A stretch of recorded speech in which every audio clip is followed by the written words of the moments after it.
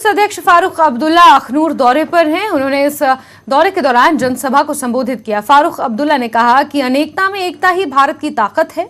उन्होंने कहा कि जम्मू कश्मीर के विकास के लिए चुनी हुई सरकार है जो जनता की जवाबदेह हो।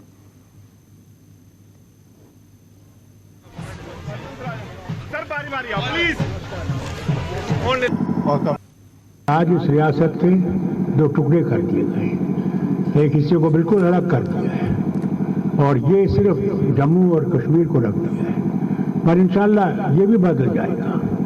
अगर आप लोग उस वक्त साथ देंगे तो वक्त ज्यादा दूर नहीं है जबकि ये रियासत फिर से जम्मू कश्मीर और लद्दाख बनेगी, अलग नहीं होगी। वो है।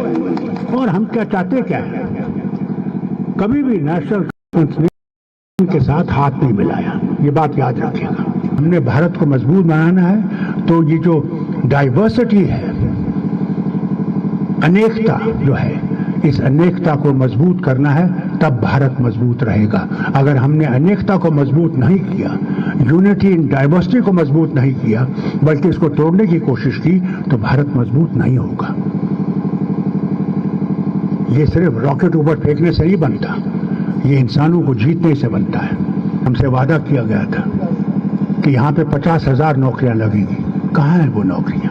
हमारे डॉक्टर बेकार हैं, हमारे पैरामेडिकल स्टाफ बेकार है, हमारे टीचर्स बेकार हैं, हमारे बच्चे जो पुलिस और आर्मी में जा सकते हैं वो बेकार बैठे हुए हैं। इसकी तरफ तवज्जो देनी है।